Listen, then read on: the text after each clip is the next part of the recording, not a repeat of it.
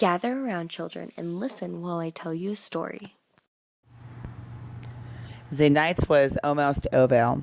The sky was green and grey in the east. Loki, and only Loki, saw Freya leave Samanzir as she set off on foot towards the Bifrost.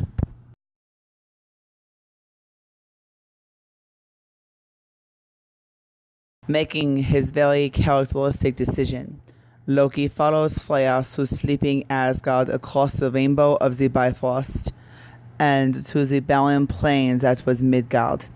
As Freya picked her way down a string-thin path, Loki followed like an absolute creep right behind her. But at last she stopped at the distant sound of tapping, and her own heart began to beat faster to hammer with longing. This was when she came across the 4 dwarves. But what draws her eye is this brilliant golden necklace they're working on. She had never seen anything so beautiful, nor desired anything so much in her life. I have never ever seen anything so beautiful, nor desired anything so before. I will buy that necklace from you, right now. Yeah, bitch. That ain't for sale. I'll pay you with silver and gold, a fair price, and more than a fair price. I'll bring other rewards too, prostitutes, and maybe blow. We have enough silver. Gold. We got enough gold.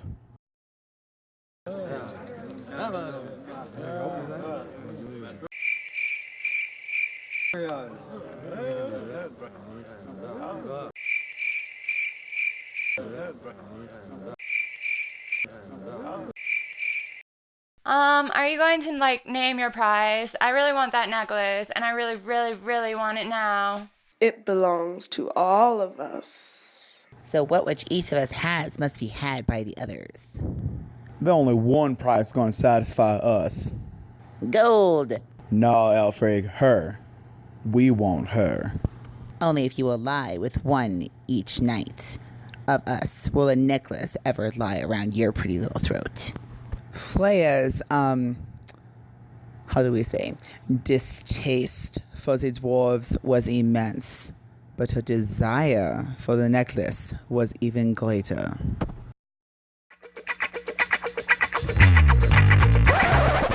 So I can, literally cry tears of gold. So I don't really know why I'm doing this.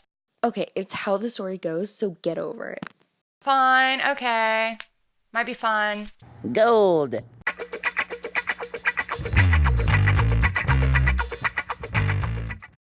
So here's Odin hanging out on his throne as normal. Then Loki comes in, skipping and frolicking like the little jerk that he is after coming back from where Freya was hanging out with all the dwarfs. I know something you don't know. Where were you, Odin, when the goddess you loved, the goddess you lost after, slept with 4 dwarves? It was fun to watch, I must tell you. With unfeigned delight at shaming Freya and angering Odin at the same time, Loki launched into his story. He left out nothing, and he saw no need to add anything. You get that necklace for me. You do nothing that is vile. You set us all at one another's throats. Now I sit you at her throat and get me that necklace. At Freya's door, Loki tried over and over again to get inside her bedchamber, but as everyone knew, there was no way into that hall against her permission.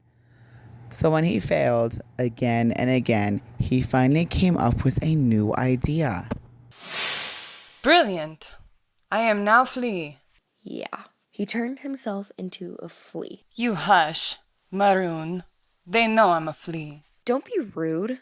After making sure that Freya's daughters and serving maids were asleep, he flew into Freya's bedside, but the sleeping goddess was wearing the necklace and its clasp under her neck.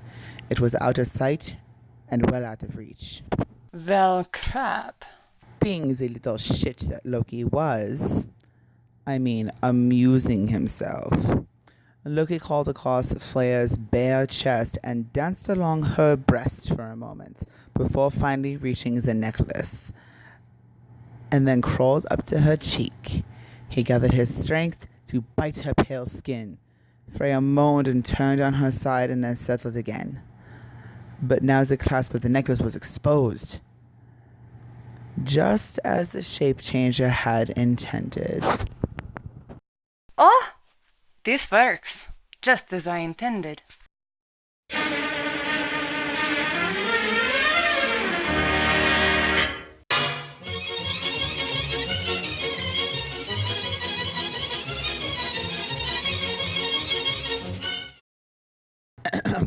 Anyway, Freya did not wake until the morning, and as soon as she opened her eyes, she put her fingers to her throat and felt the bareness of her neck. Where is that necklace, Odin? You've debased yourself if you've had any part in this. Who are you to speak of debasement? You brought shame on yourself and shame on the gods. Out of nothing but sheer greed, you sold your body to 4 foul dwarfs. Where's my necklace? Haha. You'll never see your necklace again unless you agree to one condition. There's only one thing that will satisfy me. Dude, I just want to see some blood spilled. So go down to Midgard and get a fight going. But don't let any of the other side ever die, alright? It's no biggie. Whatever. Just give me my necklace. It absolutely would be a quote-quote biggie, but who is Odin to care, and who was Freya to deny in her position?